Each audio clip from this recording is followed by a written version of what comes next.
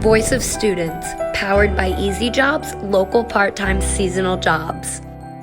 Hello and welcome back. My name is Jyoti Wazirani and we are so excited for another segment of Voice of Students, a talk show by the students from universities across America.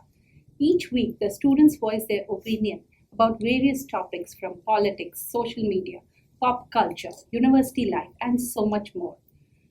If you are a college student and want to be on this show, please register at www.easyjobs.io. Now to my co-host Kylie. Hi Kylie. Welcome to the Voice of Students, powered by Easy Job, local part-time jobs. My name is Kylie, and today's episode will be nothing like ever before. While animals exist and thrive in one environment, they have no ability to succeed in other. Nature balances the ecosystem that's subject to its environment, unless otherwise endangered by greedy humans.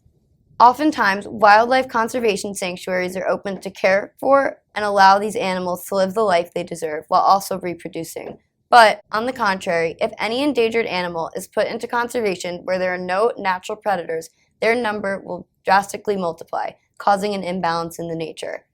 On today's episode, we will get to see all three of these categories. Today, we are so lucky to have Tina here with us. Hello. Hi Tina. Thank you for having me. Tina, can you introduce yourself at Hissy Pants? Yes. So I'm Tina Lokai, and I studied conservation and wildlife management at Delaware Valley University.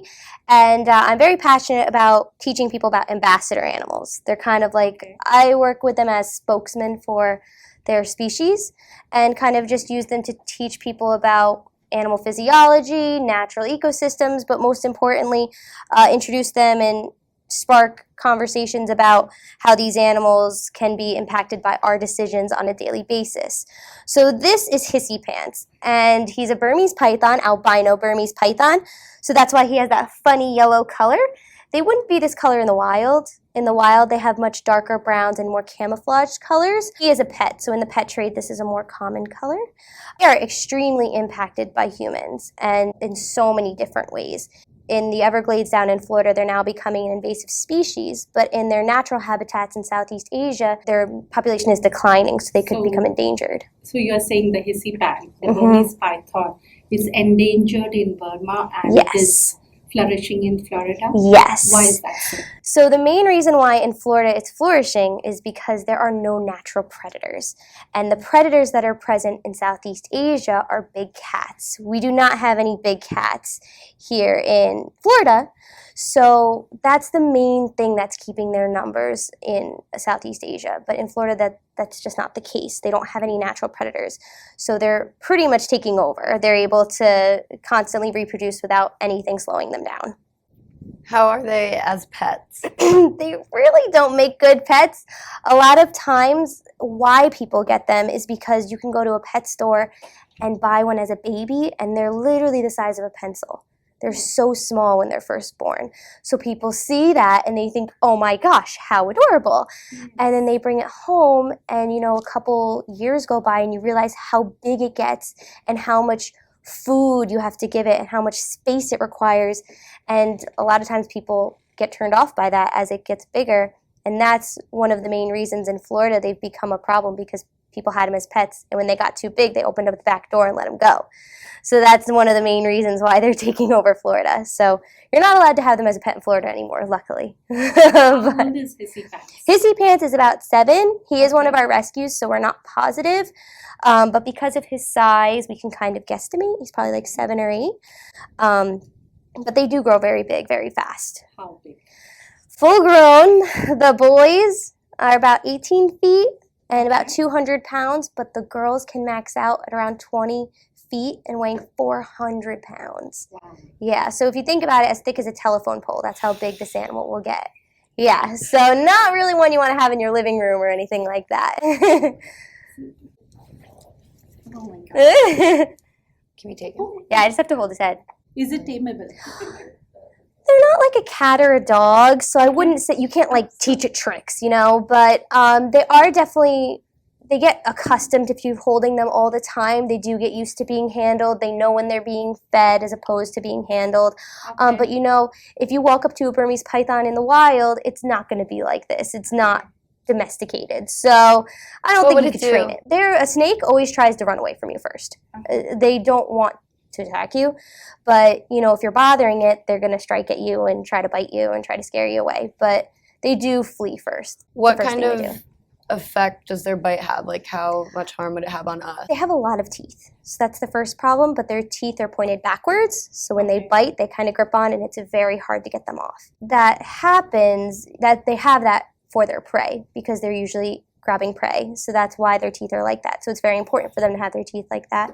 But then they are constrictors, so they usually bite and squeeze very tightly and hang on. So yeah, so he's not venomous. So snakes are either venomous or they're constrictors. So he's a big hugger. He gives big hugs one time. That's pretty much it. What is the main source of food for Burmese python?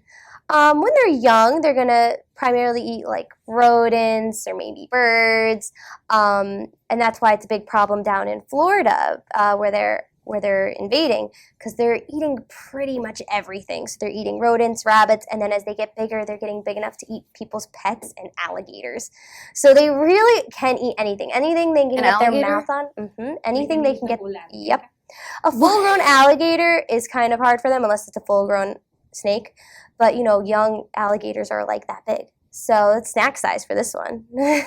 They're eating pretty much everything in Florida. What is he eating on a daily basis? This hissy pants likes to eat rats, but he does occasionally eat a rabbit here and there. But all of his food is fed frozen. So the same way you guys buy your chicken from the store, you buy it frozen and you go home and defrost it and then you eat it, he does the same thing. So, because he doesn't really know how to hunt or anything like that. So, he is very domesticated. So, how many rats does he eat? They actually only eat once or twice every 2 weeks. So, because they have a very slow metabolism. They don't waste all their energy staying warm like we do. That's why we need to eat all the time as mammals. He's cold-blooded. So, they'll eat a meal and they'll just sit somewhere comfy and warm for 2 weeks until they get hungry again, and then they'll start hunting. Some ways that they can tell you is they'll be moving around a lot in their enclosure, and that's kind of mimicking them hunting in the wild because they're looking for food.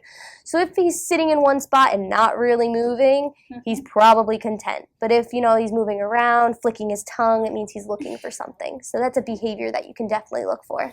How do they interact with other species? So it's only when they are hungry they go hunting? Pretty much, yeah. They're a solitary animal, except during breeding season. So during breeding seasons, they can look for a mate, but other than that, you're not going to see a group of Burmese pythons hanging out in the wild. They're solitary animals, so they kind of do their own thing. What's their mating process? It's pretty interesting. They kind of just find a mate, and the males are much smaller than the females usually, so they'll just mate and go their own ways, and then the female does most of the work. So, do they have eggs? Yes, they lay eggs, and that's the main difference between. Only one egg? No. They have a lot of eggs. They have anywhere from like 30 to 50 eggs. Sometimes they can have a lot of eggs. How many survive? It depends. It's all different depending on like where they are and also how old the female is. Because a lot of times the first clutch that a female has may not be that good, so she has a lower survival rate. Sometimes as they're older, they have more experience and they lay them in a better spot, things like that. So it has a lot to do with the mother as well. You okay? I know. He feels like he's gonna fall. Now we're gonna take a short break. When we come back, we will have another special someone who's so eager to say hi to you. For now, we say bye to Hissy Pants.